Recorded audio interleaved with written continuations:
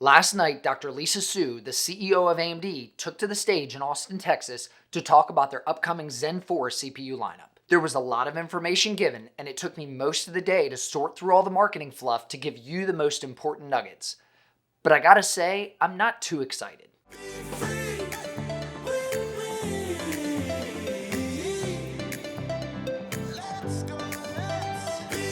Hello and welcome to Danny's Tech Channel. I'm Danny, and today I want to talk about AMD's next-gen AM5 platform. I'm going to give you the most important information on this thing. The first thing I want to talk about is the fact that they're switching their CPUs from PGA to LGA. All that means is they're switching the way the pins are laid out.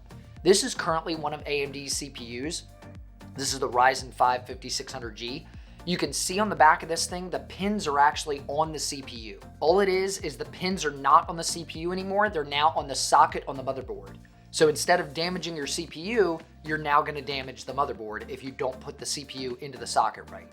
AMD advertised a lot of stuff. The biggest thing that I noticed was the increase in clock speeds. They're talking about up to a 5.7 gigahertz for their top end SKU. Now, of course, this is single core performance only. You're not going to reach 5.7 gigahertz across all cores, especially if you decide to do any overclocking or anything.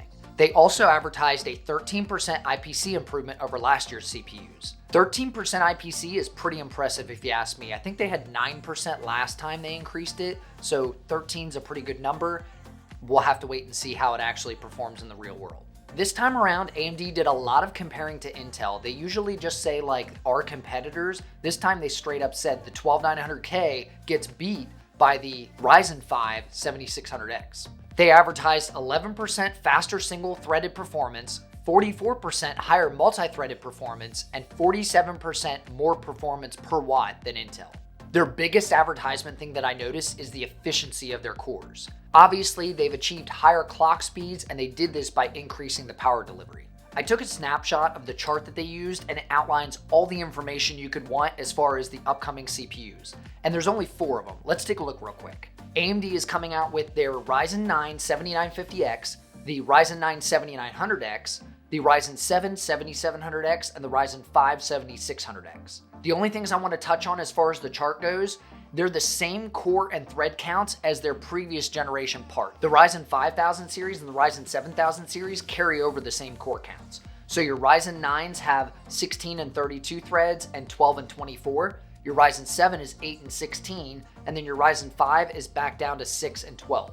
The big difference is your clock speeds. You have a major increase in boost clocks. The 7600X boosts all the way up to 5.3 gigahertz, and the 7950X boosts up to 5.7. This is single core performance, as I said. Don't expect this for multi-core. Prices are seen on the right here. You've got the almost exact same pricing as last generation. All these CPUs are going to be available on September 27th.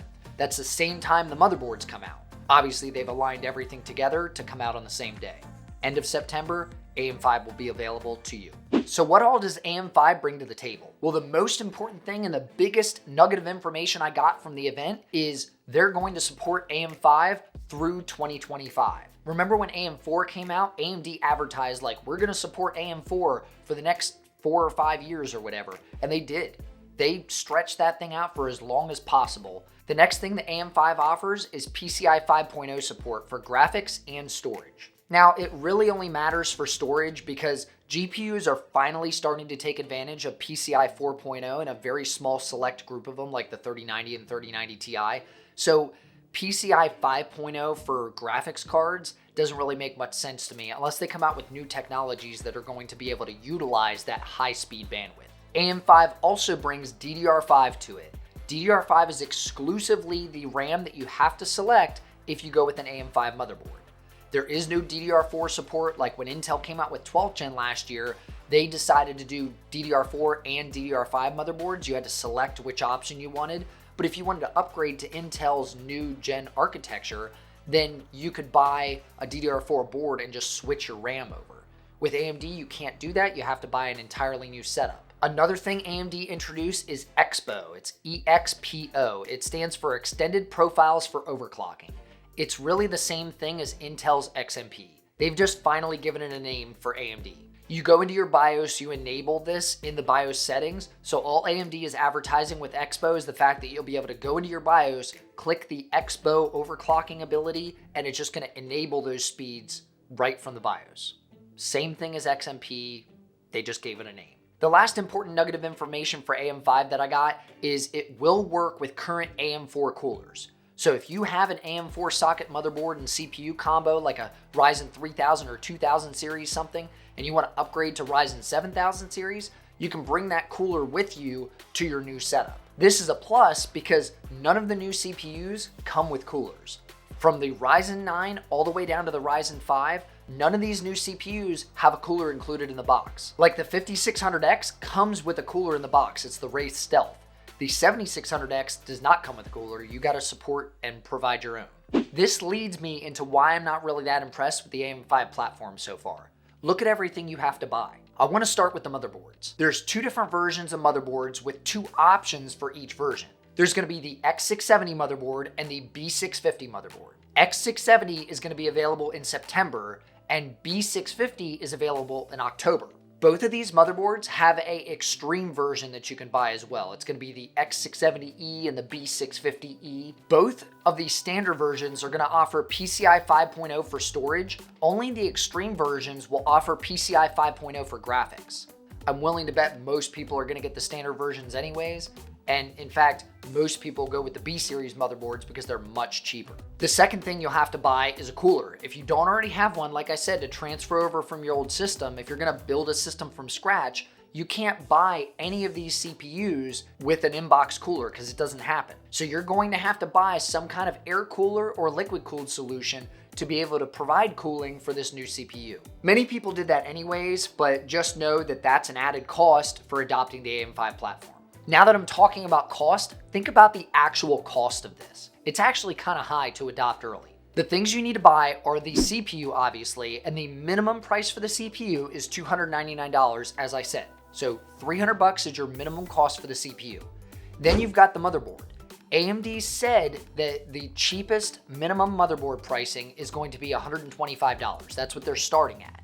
Everybody knows the cheapest motherboards offer the least amount of extras on the board.